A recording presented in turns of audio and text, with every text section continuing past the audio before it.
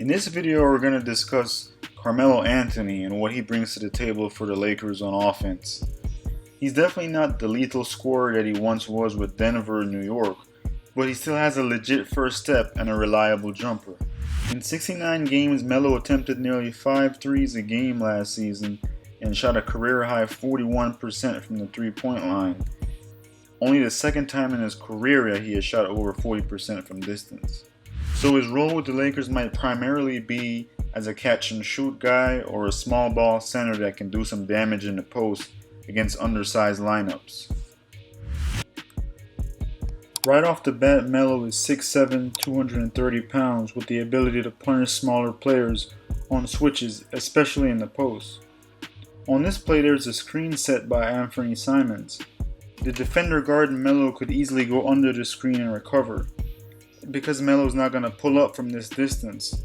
But there is miscommunication by OKC, and the switch happens anyway.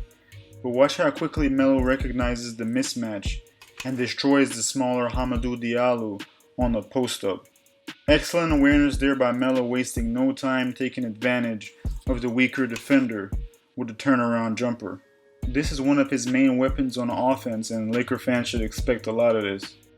On the other hand though, Melo does lose some of his effectiveness when he tries to beat his defenders off the dribble.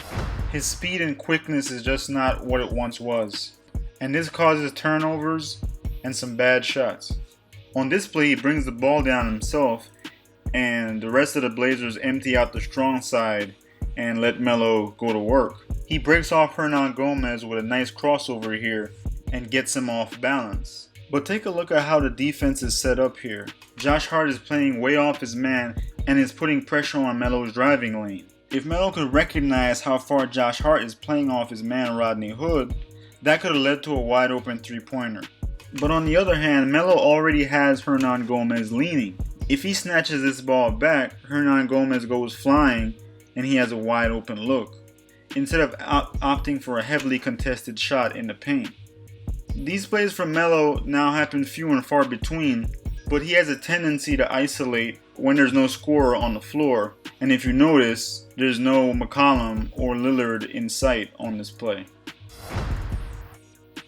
On this play, Melo's at the wing, Damian Lillard's running a high pick and roll up top, and notice New Orleans' weak side defense here. Josh Hart and Brandon Ingram are in weak side eye positioning on defense.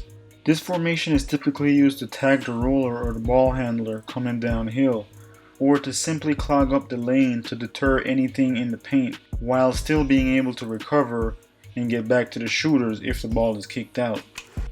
But a good point guard like Damian Lillard is going to read how far these players in the weak side eye come to tag. So now the play continues, and notice where Josh Hart and Brandon Ingram are. Ingram's in the middle of the paint, and Josh Hart is at the nail free throw line area. But look how flat-footed Josh Hart is at this point. Look at the distance that he has to make up to get back to the shooter and Carmelo. Damian Lillard recognizes that Hart is too far off his man here, and he delivers a strike to Melo, and this is what he does. Knock down wide open shooter. This is money in the bank for him. On this second play, Rodney Hood is running a pick and roll up top. Carmelo's weak side again. He's in the deep corner now though, opposed to being at the wing. This time it's Kira Lewis and Zion Williamson that are supposed to tag on the roller here. Notice how close Kira Lewis is guarding Anthony Simons while the pick and roll is coming, as opposed to how Hart was playing Melo in the same situation. Also note that Simons shot 42% from 3 and Melo 41, so not much difference there. So Lewis is in no position to tag, which leaves Zion having to help on the roller coming downhill. Melo recognizes that Zion shows his hand early and he cuts back door, and that's an easy dunk. Smart play by Melo there. But if Zion would hold his position, if we go back on this play, if Zion could hold his position, then the roller would have to opt for a little mid-range in-between shot, which NBA defenses love to give up. They don't mind giving up that mid-range as opposed to a dunk or a wide-open three. From the film that I watched, Carmelo's an opportunist on the court. Wherever he sees that he can make an impact, he's going to attack that. So he might be primarily used as a shooter, but that's not all he could do. He's still Carmelo Anthony. Lastly, Carmelo's post-up game is still elite, but it doesn't rely on strength like a lot of other players in the NBA.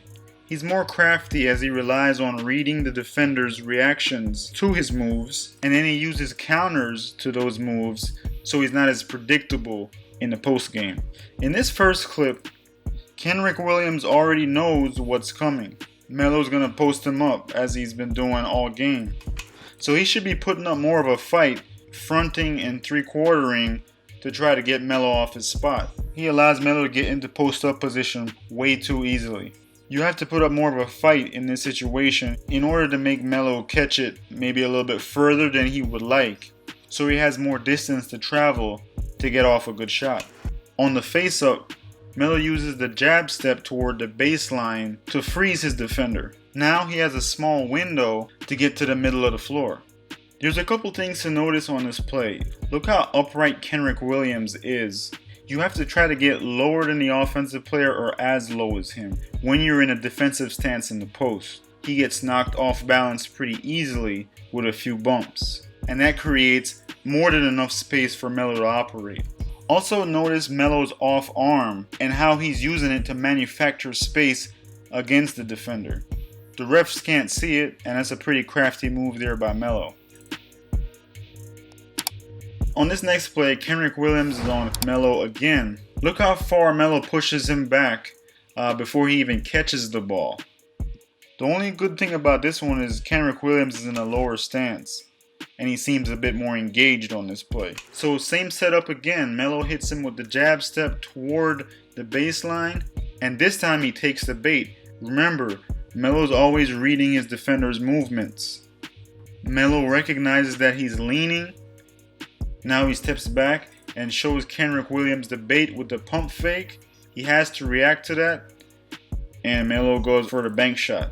Just a brilliant play there. This was all set up by the play before, so it's a chess game, just reading and reacting to what the defender does. But even though these players might be younger, stronger, and faster than Melo, he's a veteran and can go into his bag of tricks on offense from time to time.